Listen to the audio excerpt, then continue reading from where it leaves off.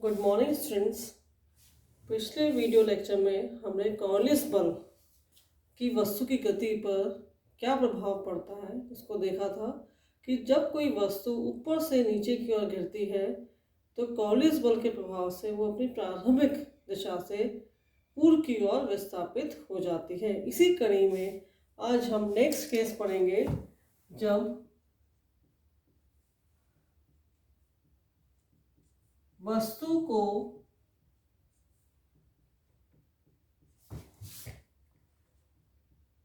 ऊपर की ओर फेंका गया है। जब वस्तु को हम नीचे से ऊपर की ओर फेंकते हैं तो उस वस्तु पर कॉर्लिस बल का क्या प्रभाव पड़ेगा ये हम देखेंगे। जैसे कि हम पहले लेके चले, हम उत्तरी गोलार्ध की बात करेंगे और लैम्डा अक्षांश की बात करेंगे। तो हमें पता है चूंकि कॉर्लिस बल equals to -2m omega cross d dash r by dt। Lambda अक्षांश पर ओमेगा का मान omega cos lambda j dash plus omega sine lambda k dash. इसको हम कर लेते हैं इक्वेशन 1, इसको हम कर लेते हैं इक्वेशन 2। अब बात आई हमारी वस्तु के वेग की d dash r by dt की, जो कि क्या है, घूर्णन गति निर्देश में वस्तु का वेग है। ये वेग किसी भी समय t पर इसका मान होगा v माइनस gt और ऊपर की ओर फेंका गया है तो k डैश प्लस। अब ये मान कैसा है पहले हम इसको देख लेते हैं। चूंकि न्यूटन के गति के पहले समीकरण से कितना होता है, v equals to u plus at, जहां पर कि u प्रारंभिक वेग है, a त्वरण है, v इसका अंतिम वेग है। तो हमें पता है, हमने माना वस्तु को v वेग से फेंका गया तो v कितना हो जाएगा, इस वाले केस में u का मान v के बराबर हो जाएगा। ये v डैश के बराबर होगा और g जो है विथ नेगेटिव साइन किसके बराबर होगा, a के बराबर होगा, क्योंकि ऊपर की ओर फेंक दो g का मान नेगेटिव होगा। जब हम इसमें रखेंगे तो कितना आ जाएगा हमारे पास, v dash equals to v minus gt, जहां v जो है वस्तु का प्रक्षेप वेग है, किस वेग से वस्तु को फेंका गया है, इसका मान भी हम निकाल लेते हैं। माना वस्तु जा रही है ऊंचाई h तक, तो हमारे पास न्यूटन की गति का तीसरा समीकरण है v square equals to u square plus 2as, जहाँ s का मान हो जाएगा h। ठीक है, प्रारंभिक वेग जब शुरू में कुछ नहीं फेंका तो यहाँ u का मान 0 हो जाएगा, तो हमारे पास आ जाएगा v square equals to 2ah। अब ऊपर की ओर फेंक रहे हैं तो a का मान कितना हो जाएगा, g, तो हम इसको यहाँ g लिखते हैं। यहाँ हम सिर्फ मैग्नीट्यूड से मतलब रख रहे हैं क्योंकि k हमें दिशा बता रहा है, तो यहाँ पर हमारे पास v का मान आ जाएगा √2gh। इस वेग से वस्तु को ऊपर की ओर फेंका गया है, तो हम यहाँ पर एक लास्ट और लिख लेते हैं v equals to √2gh equation 4। वस्तु को h ऊंचाई पर फेंकने के लिए आवश्यक वेग, प्रारंभिक वेग। अब इक्वेशन 2 और 3 से मान 1 में रख देंगे तो हमारे पास आ जाएगा fc equals to -2m i dash j dash k dash 0 omega cos lambda omega sine lambda 0 0 v minus g T.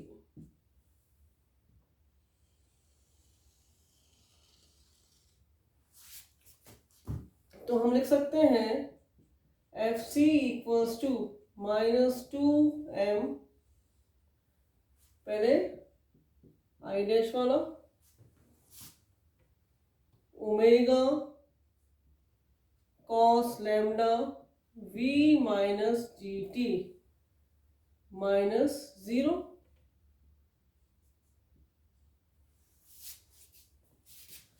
जे के लिए 0 माइनस 0, इसी तरह से के डैश के लिए 0 माइनस 0। तो खाली हमारे पास क्या आएगा, आई डैश वाला कंपोनेंट ही आएगा। हम इसको डायरेक्ट भी कर सकते हैं, लेकिन ये तरीका ठीक है, इसलिए हम इसको इस तरह से लिखते हैं। एफ सी इक्वल्स टू कितना आ जाएगा हमारे पास, -2m omega cos lambda v minus g T I dash. Equation number 5। Equation 5 को हम थोड़ा सा रीअरेंज कर लेते हैं, तो हमारे पास आ जाएगा f c equals to 2m omega v minus g t cos of lambda minus i dash. Minus i dash कौन सी दिशा बताएगा, वेस्ट, पश्चिम दिशा। तो अर्थात जब हम किसी वस्तु को नीचे से ऊपर की ओर फेंकते हैं तो उस पर कॉरियोलिस बल जो है वो पश्चिम की ओर लगता है। तो इसको हम इस तरह से दिखा सकते हैं, ये हमारा एक्स डैश पॉजिटिव, ये माइनस एक्स डैश, ये हमारा ऑब्जर्वर यहाँ है, ये हमारी होगी जेड डैश। जब हमने वस्तु को नीचे से ऊपर की ओर फेंका, v डैश कॉरियोलिस बल कहाँ लग रहा है, पश्चिम की ओर लग रहा है। ठीक है, तो इस बल के प्रभाव से जो वस्तु, माना ये पॉइंट P है और ये H ऊंचाई पर Q पॉइंट है, P से Q पे जानी चाहिए थी, उसकी बजाय ये अपनी प्रारंभिक स्थिति से पश्चिम की ओर शिफ्ट हो जाती है। किसी प्रभाव में, कॉरियोलिस बल के प्रभाव में इस तरफ खिसक जाती है। तो ये Q पर नहीं पहुंचे, कहाँ पहुंचती है, R पर पहुंचती है। इसका परिमाण कितना होगा, 2m omega v minus g t cos lambda. अब इस बल की वजह से वस्तु की गति पर क्या प्रभाव पड़ेगा वो हम निकालते हैं। हमें पता है from the second law of motion, गति के दूसरे नियम से F equals to m into d2r by dt square. संवेग में परिवर्तन की दर जो है आरोपित बल के बराबर होती है, और इसको हम लिखते हैं force equals to mass into acceleration. अब इक्वेशन 6 से हम ले लेंगे तो हमारे पास आ जाएगा m, चूंकि पश्चिम दिशा में लग रहा है तो हम r का सिर्फ x कंपोनेंट लेंगे, d2x dash by dt square equals to -2m omega v minus g t cos lambda. यहाँ नेगेटिव साइन सिर्फ पश्चिम दिशा बता रहा है, इसका इतना ही मतलब है। ठीक है, अब हमारे पास आ जाएगा m से m cancel, d2x dash by dt square equals to 2 omega v minus g t cos of lambda.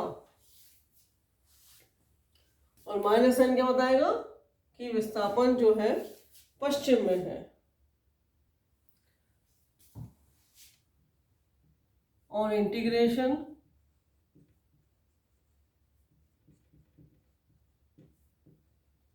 We have, समाकलन करने पर dx dash by dt equals to -2 omega v t minus g t square upon 2 cos of lambda plus constant of integration C1 क्या है, समाकलन नियतांक है। C1 का मान निकालेंगे हम।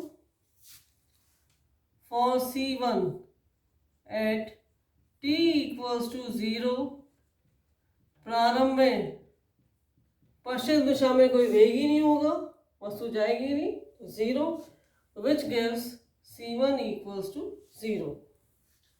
तो हमारे पास आ जाएगा dx dash by dt equals to 2 omega v t minus g t square upon 2 cos of lambda. Equation number 7। Equation 7 gives the velocity of particle in x या वेस्ट डायरेक्शन हम कहेंगे। किसी भी समय t पर हम कण का पश्चिम दिशा में वेग ज्ञात कर सकते हैं। पुनः समाकलन करने पर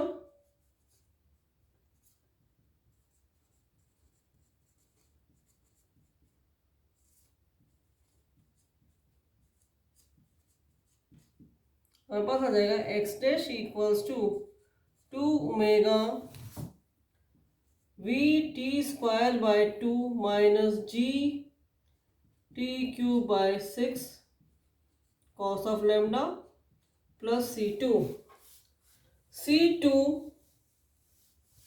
अगेन कांस्टेंट ऑफ इंटीग्रेशन, समाकलन नियतांक है।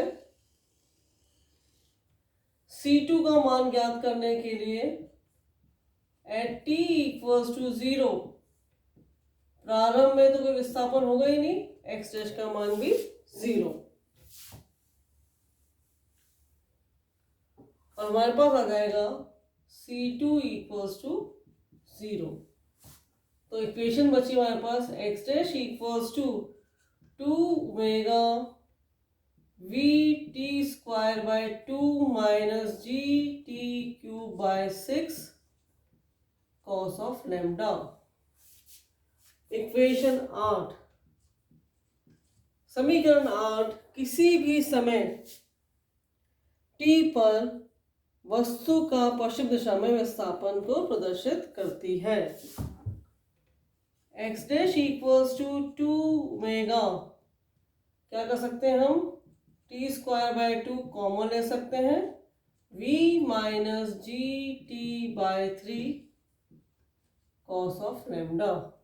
2 से 2 cancel, x dash equals to omega t square v minus g t cube by cos lambda. जैसे इक्वेशन 8 है वैसे इक्वेशन 9 है, किसी भी टाइम t पर वस्तु का पश्चिम दिशा में विस्थापन। अब हमें मानते हैं कि वस्तु जो है h ऊंचाई पर जाकर वापस पुनः नीचे की ओर आ रही है। जब हमने कहा कि वस्तु h ऊंचाई पर पहुंचती है तो हमारे इस वेग का मान किससे देंगे हम, इक्वेशन 4 से। कितना मान है, under root 2gh minus g t upon 3 cos of lambda. Equation 9 नहीं पढ़ते, हमने सिर्फ v का मान रख दिया अंडर रूट 2gh। अब हम ये कहते हैं कि वस्तु जो है यहां से इस वाले पॉइंट से ऊपर जानी चाहिए थी यहाँ पे, लेकिन यहां नहीं जाके कॉलिन्स बल के प्रभाव से यहां पहुंचे। ये हमारा है P, ये Q, ये R।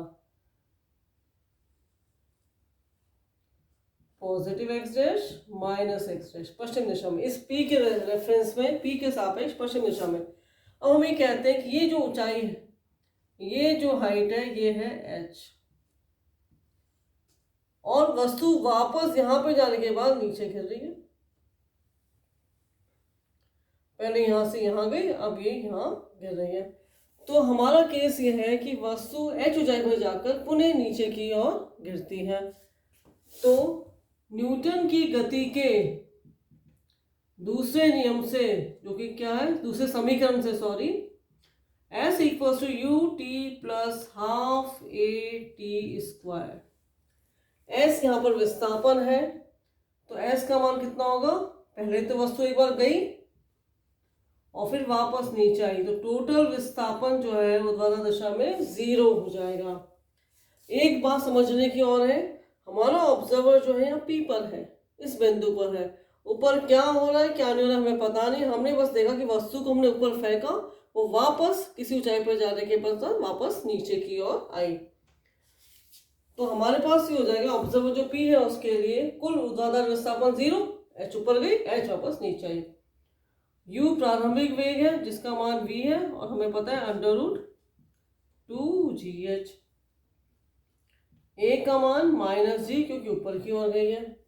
तो यहां पर यदि हम रखें तो हमारे पास आ जाएगा 0 equals to v t minus half g t square, और इससे हम लिख सकते हैं v t equals to half g t square और t equals to 2v/g, equation number 10।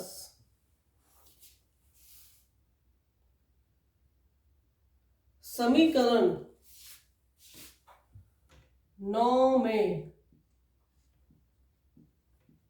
10 से मान रखने पर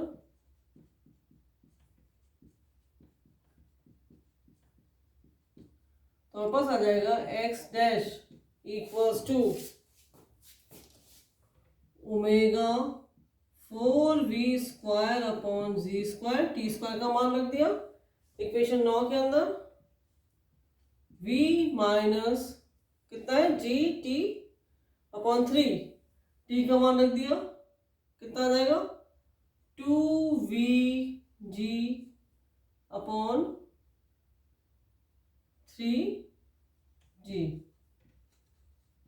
cos ऑफ लैम्डा। g/3 तो ऑलरेडी यहाँ पर g/3 है, और इसका मान हमने रख दिया, t का मान ये रख दिया। g से g cancel, x dash equals to 4 omega v² v minus 2/3v cos of lambda, कितना आ जाएगा x dash equals to 4/3 omega v³ cos of lambda. इससे कितना आ गया 1/3 निकलेगा, तो 3 को हमने इधर ले लिया, v के साथ हमने मल्टीप्लाई करके ये आ गया। और चूंकि v का मान कितना है √2gh, तो x डैश इक्वल्स टू 4/3 ओमेगा/g² multiplied by 2gh √2gh cos lambda, हमने यहाँ पे v³ का मान रख दिया।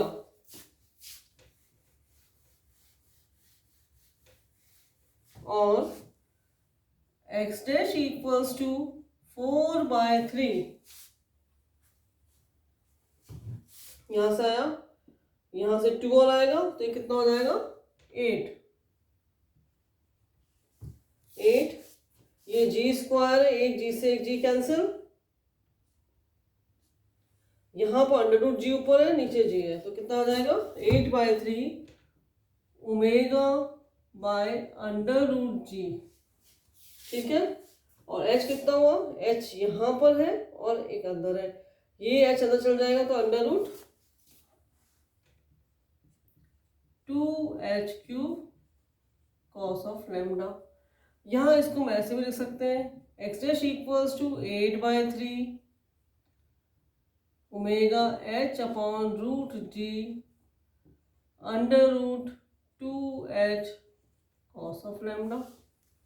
अनेक रूप में से किसी भी रूप में हम लिख सकते हैं। x डैश इक्वल्स टू, एक हम अंदर ले गए तो यहाँ आ गया 4/3 omega h upon under root g, और यहाँ पे जब हमने 2 अंदर लिया तो यहाँ कितना हो जाएगा 8h cos lambda. x dash equals to 4/3 omega under root 8h³ cos of lambda. ये अनेकों फॉर्म है पश्चिम दिशा में विस्थापन दिखाने के लिए। तो हम ये कहते हैं कि किसी वस्तु को हमने